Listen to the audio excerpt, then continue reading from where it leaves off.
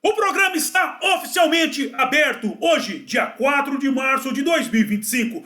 Você está no canal Cuesta Verde Jornalismo de Verdade.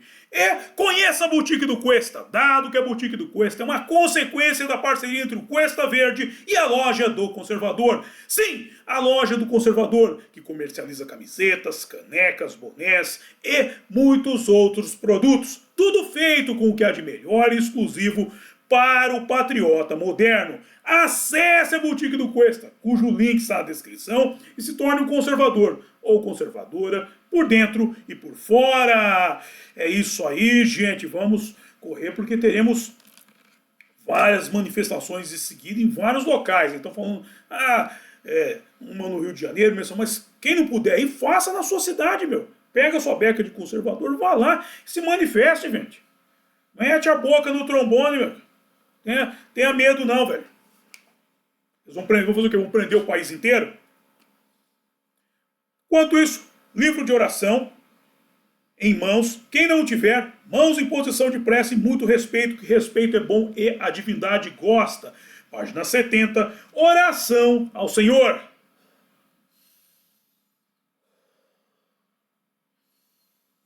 Ó Senhor, é o Cantare, fonte de todas as luzes, de todas as forças, de todas as sabedorias, de todos os amores. Dai-nos a luz, dai-nos a força, dai-nos a sabedoria, dai-nos o amor. Ó Senhor, nosso Pai, protegei a terra, planeta do amor. Protegei-nos de todos os males, dai-nos o futuro. Ó Senhor, muito obrigado por nos dar a luz, agradecemos de coração.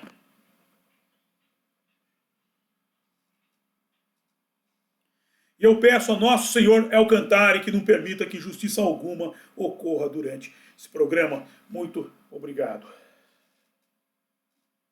Ok, gente, ok. Vamos dar início ao programa. Tá muita gente comentando. Domingo nós tivemos o início da nossa novela. O pessoal está comentando. Tá aí, tá disponível nas muitas plataformas que eu publiquei. Domingo que vem teremos o segundo capítulo, né, gente? Aproveita aí que tá... É uma novidade, vai ficar vendo aquelas porcarias, aquelas panfletagens da rede funeral, assiste algo legal, realmente legal. Bem, hoje retornamos ao estudo aqui, ó, ao nosso livro UFOs Captados por Câmera, do nosso saudoso mestre Ryu Hokawa. E dando sequência ao desenvolvimento desse texto, que o pessoal fala, mas você saiu do livro? Isso é uma coisa que eu faço sempre. Eu saio do texto para dar mais embasamento para ele, para mostrar a grandeza dele. Se você só ficar no texto, o texto trata de um aspecto. E a questão alienígena é muito ampla. Nós precisamos de informações auxiliares para dar um entendimento mais aprofundado, mais completo do texto. Ok?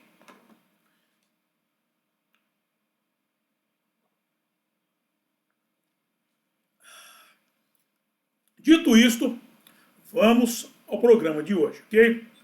Nos últimos programas da série Verdade Alienígena, UFOs Captados por Câmeras, eu tratei dos fenícios e de sua passagem pelo Brasil. E, em resposta à questão levantada por Miriam Big Pig, se os fenícios um dia pisaram no Brasil, onde é que está o rastro deles? Vamos voltar ao livro A Relíquia dos Tupinambás, onde Alfred Metrô, seu autor, disse que a forma das diferentes constelações, assim como o aspecto de certas estrelas, sugeriram aos Tupinambás diversas comparações que eram expressas por determinados apelidos. E como ele está falando das constelações, dos aspectos das estrelas, ele não está se referindo, só um dado aqui, de uma... Você ficar olhando aquele ponto brilhante no céu, não é isso. Você precisa de mais informação, porque você vai dar um apelido. Claro, esses apelidos eles não são aleatórios. Nós temos, por exemplo, as constelações, o nome das constelações, o significado delas, as estrelas delas, e o negócio é muito mais profundo do que um mero apelido. Se olhar uma estrela, aquela estrela lá é a estrela da manhã. É Lúcifer. é Vênus, Lúcifer, é a estrela da manhã, que traz o Sol. Tal. Ela aparece primeiro, mas não é só isso. Isso ainda é muito pouco para você apenas classificá-la,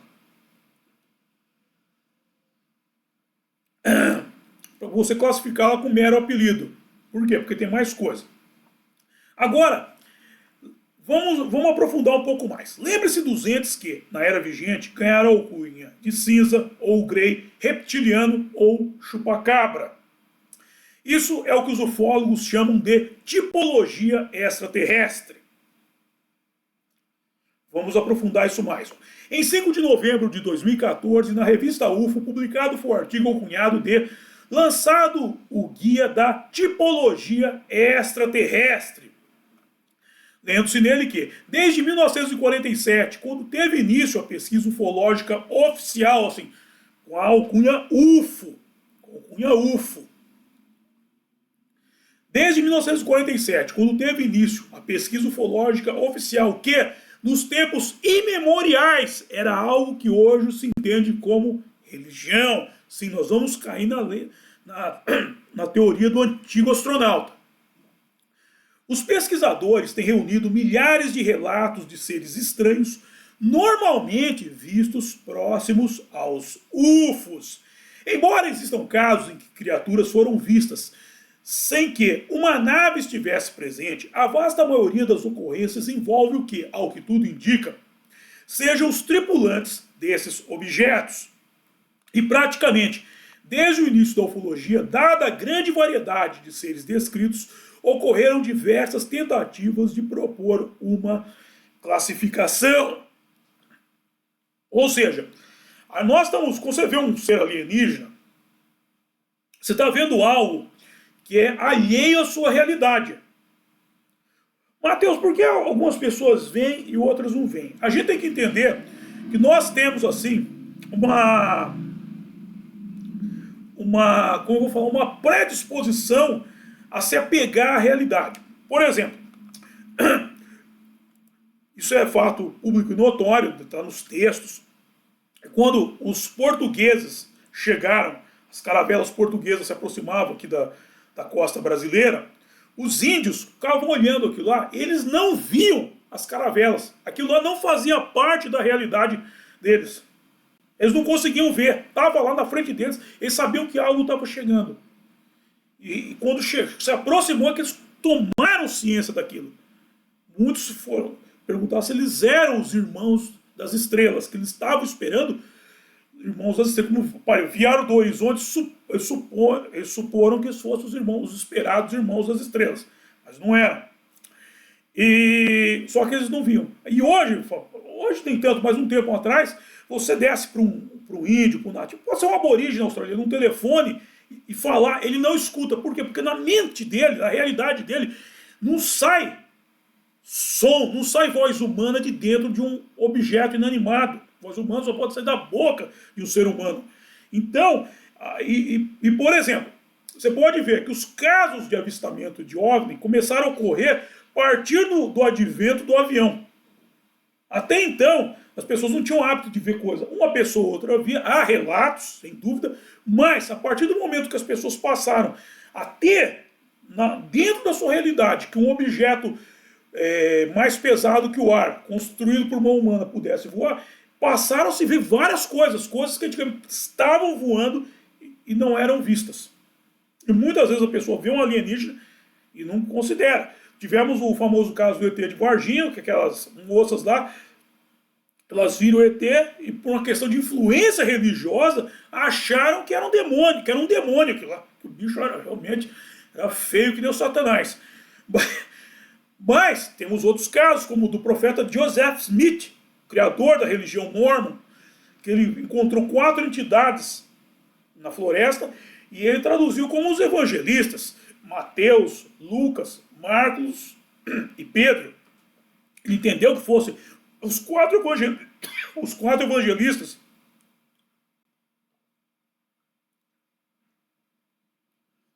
E aí, até eu vou ampliar um pouquinho mais, a figura dos Beatles, 4 garotos de Liverpool, aqueles 4 homens tocando, tem esse apego do quarteto. Então tem sempre essa coisa que está enraizado no subconsciente, já vem de outras vidas, guardado dentro do subconsciente das pessoas e a realidade vigente.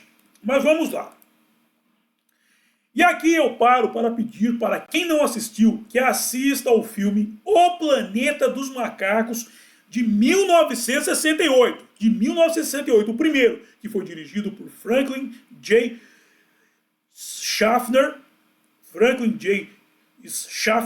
E que tem Charlton Heston no papel de George Taylor. Assiste o primeiro, que ele é muito interessante. Esses outros aí até são bem feitos, mas eu não gosto.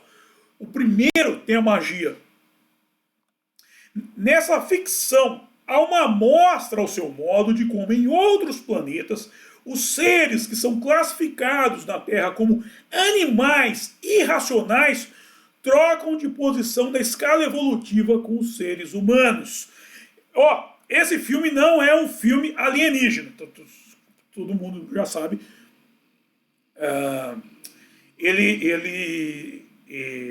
Eles pensam que eles vão para um planeta dos macacos.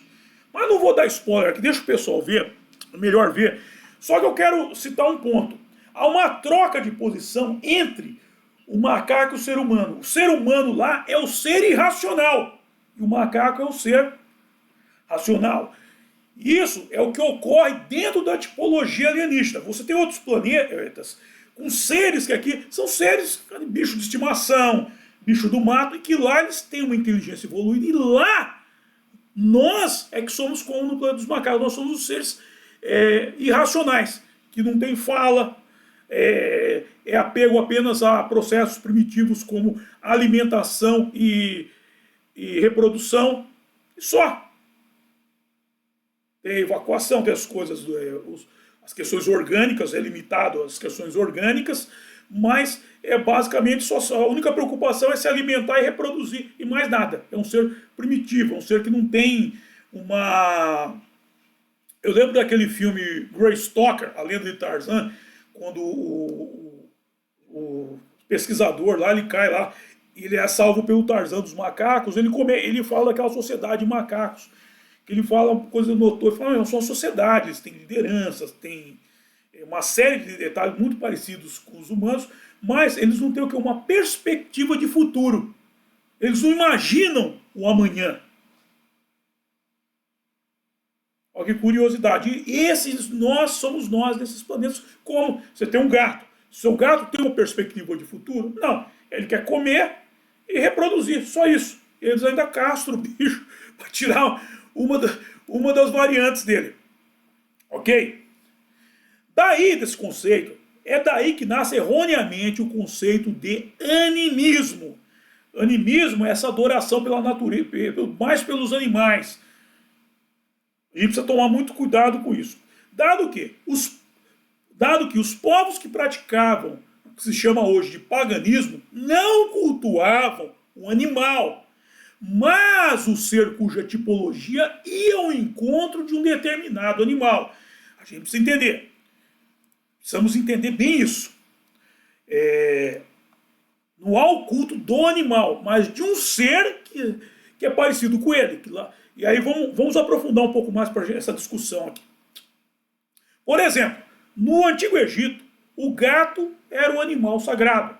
Não porque alguém olhou para o felino e disse, esse bicho é magnífico, mas porque por lá passou uma entidade alienígena chamada Bastet, que hoje é tida como a deusa Bastet. No site do Museu Egípcio Rosa Cruz, há uma seção alcunhada de divindades do Antigo Egito. Lendo-se nela que os gatos eram muito importantes para os antigos egípcios e eram até considerados semidivindades. Não, divindades não no quesito de contemplação, mas no quesito do que esse animal fazia indiretamente em prol da humanidade. Dado que eles não apenas protegiam as plantações e retardavam a propagação de doenças matando os roedores, mas também eram considerados como tendo a forma física da deusa Bastet. Eu vou voltar um pouco mais porque você que está aí, eu aqui, Nós só estamos aqui por causa dos gatos.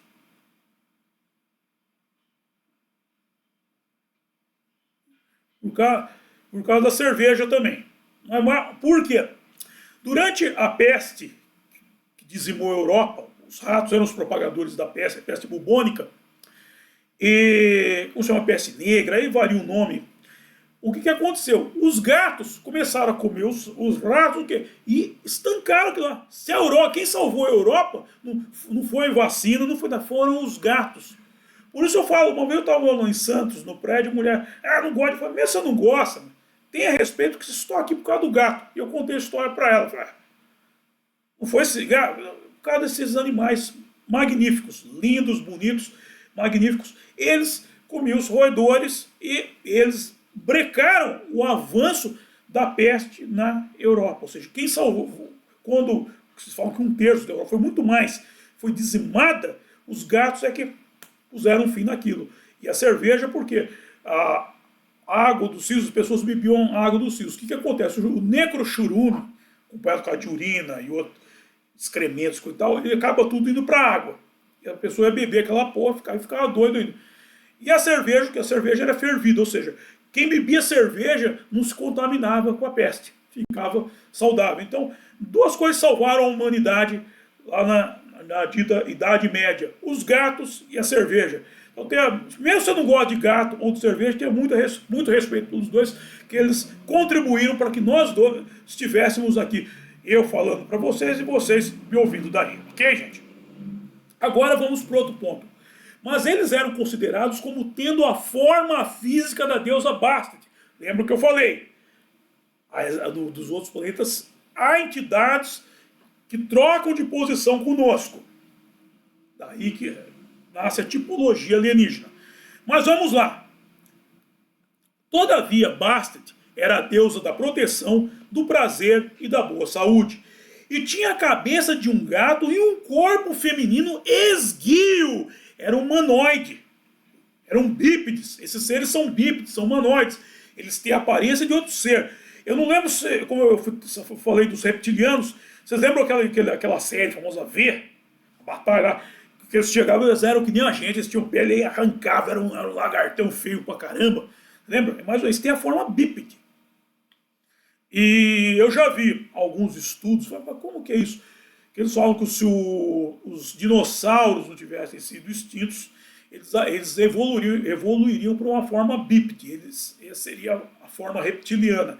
Apesar que aqui na Terra nós já temos uma visão diferente, que essa história de meteoro dos dinossauros foi papo furado, porque se tivesse caído o meteoro, como eles cobriram tudo, tinha matado tudo, porque não ia sobrar nada. A nuvem que eles falam não permitiria que eles falavam que os seres do subsolo que eles comiam a raiz das plantas. Se não tem iluminação, não tem fotossíntese. É simples. É um programa tão simples. Sem fotossíntese não há planta. Sem planta não há alimento para esses seres do subsolo, como eles quiseram demonstrar. Então, não é isso. E já temos nós mostrando que os dinossauros estão até hoje aí conosco.